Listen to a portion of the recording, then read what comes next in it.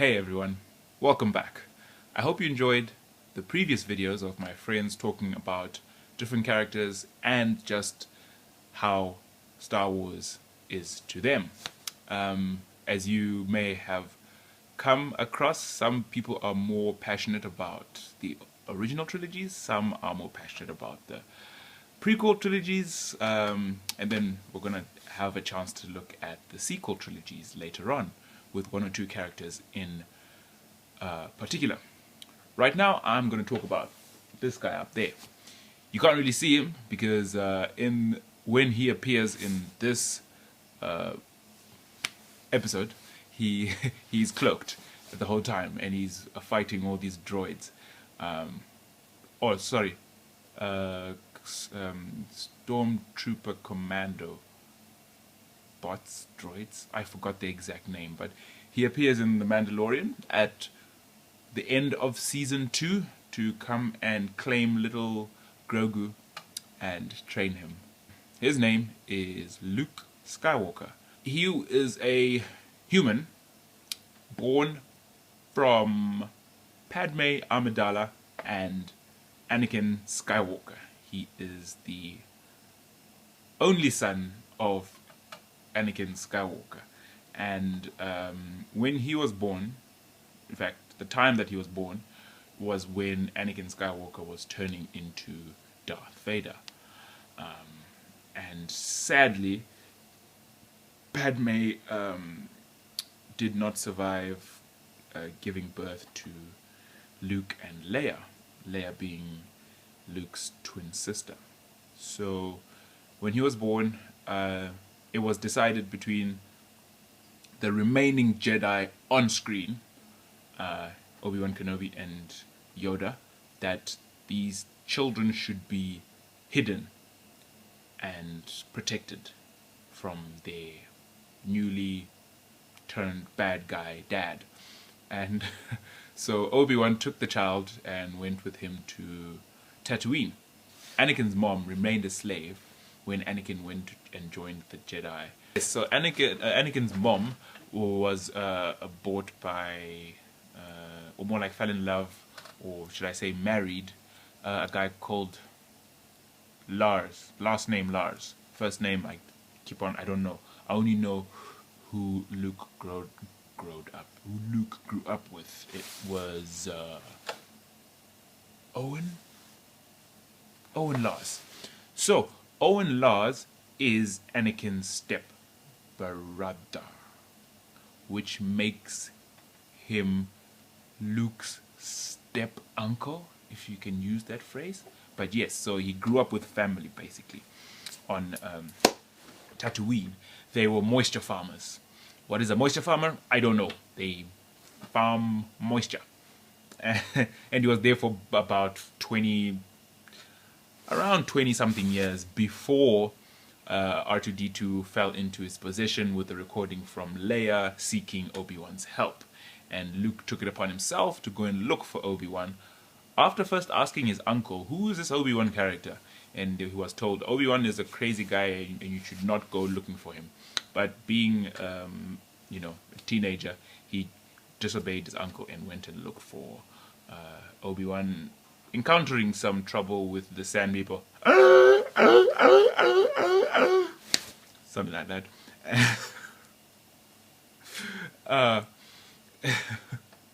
The Tusken Raiders, or the Sand People, whichever term you want to phrase them as. And then they found the rebel base, I believe, and delivered the message. And Luke now found Leia, but he didn't know that Leia was his sister. And he was like, oh, who's the babe, eh? Check out the babe, eh? Leroy. Yeah, and then what happened? Yes, we all know that Luke helped in the rebellion's fight against the Death Star, and they blew it up. So, along this whole time, Obi-Wan actually told him that, your father was a great Jedi warrior, but he didn't tell him that your father is Darth Vader. He just said your father, Anakin, was a great Jedi, and I'm pretty sure Obi-Wan could sense that he was also fluent in the Force, Luke, and he kind of gave him some training, just some basic pointers, some guiders and all that. But it wasn't for long because Obi-Wan had to chose to fight Darth Vader so that Luke, Han, Leia, R2-D2, and C-3PO could escape. And in that battle, he felt it was time for him to let go of life, and he let Darth Vader strike him, and as he was being struck, he turned into a Force being, a Force ghost, should I say. But then Obi-Wan comes to him later on as a Force ghost and tells him, "Go to Dagobah and look for Yoda. Find Yoda in this Dagobah system." I don't know if it's a planet or a system, but anyway, he went and he found Yoda. Looking for someone, you are. Help you, I will. And then he's like, I love that initial interaction with Luke and Yoda, because Yoda is like, I'm not going to just all of a sudden tell him that I'm Yoda. He wanted to play. How long had Yoda been on that planet without anybody to talk to? Of course he's going to have some fun. Anyway, I digress.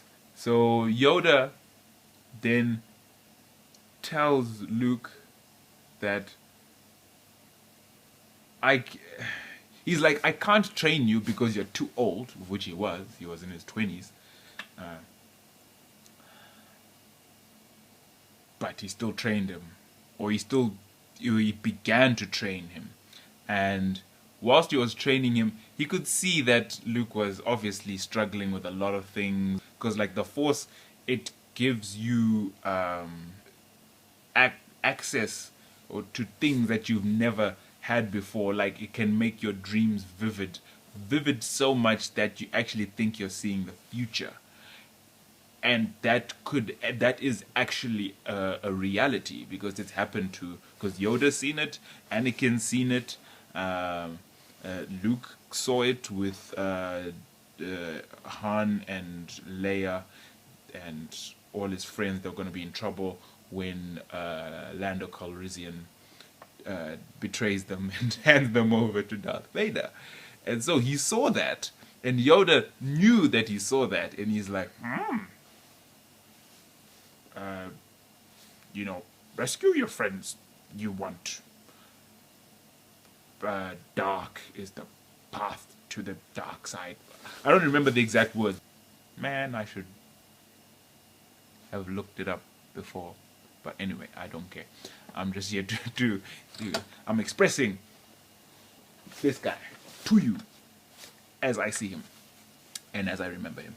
So, but yeah, he goes, he doesn't listen to Yoda, and he goes training not even anywhere near complete. So, yeah, he goes, meets Vader at Cloud City, trying to save Han and Leia.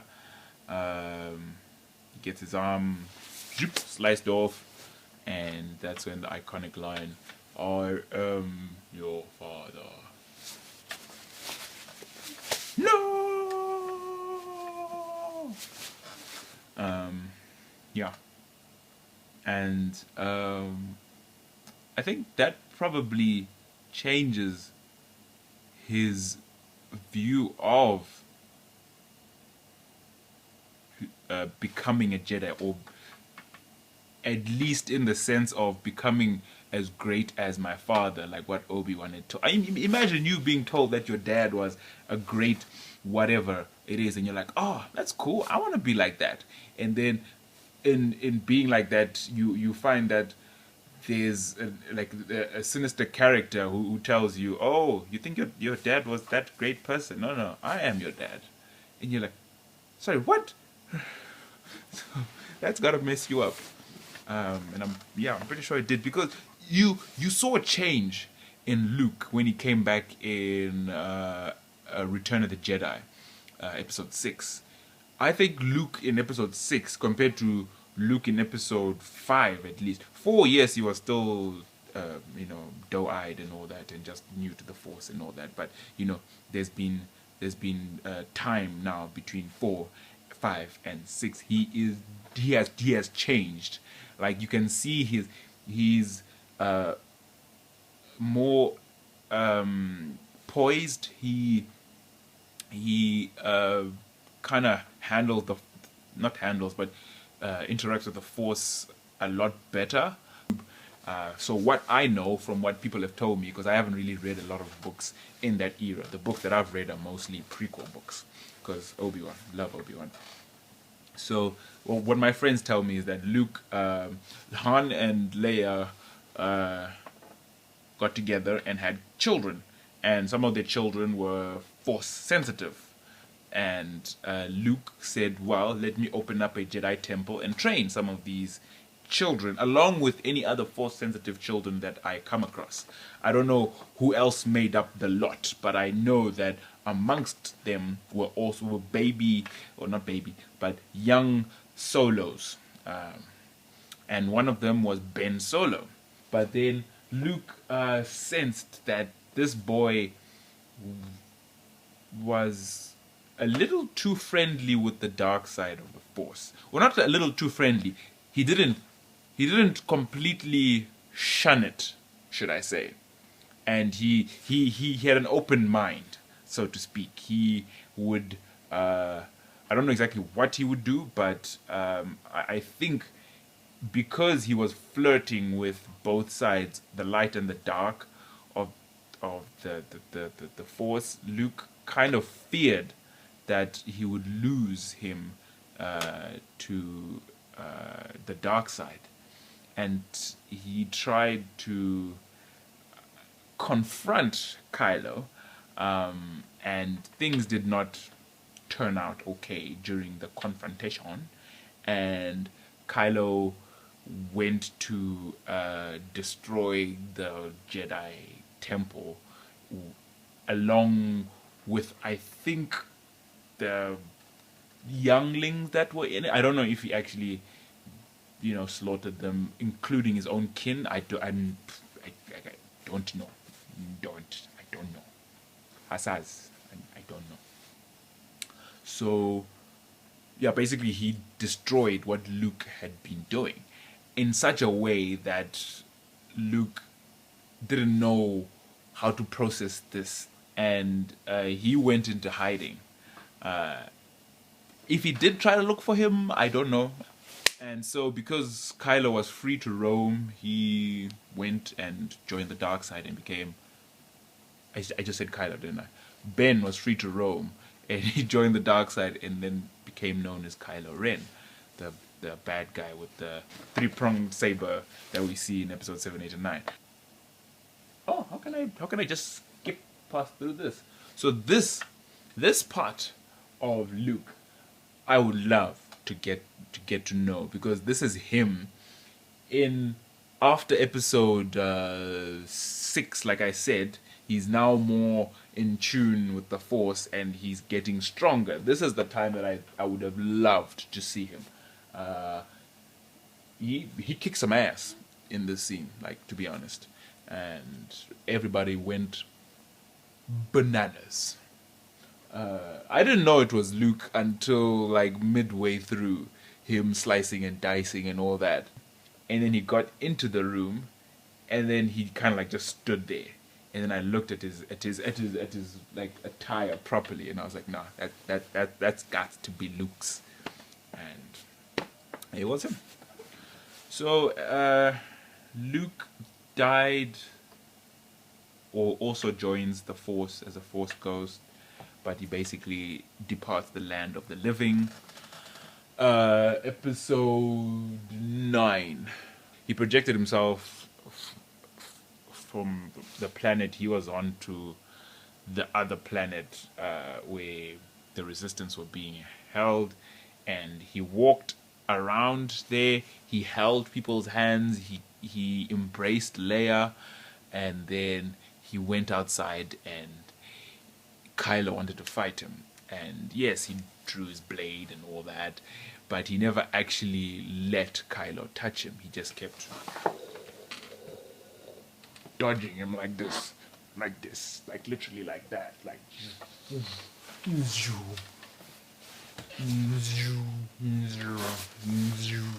Kylo was getting frustrated, and until obviously Luke was just buying time for the rebels to escape, and the rebels escaped, and or the resistance, should I say, escaped.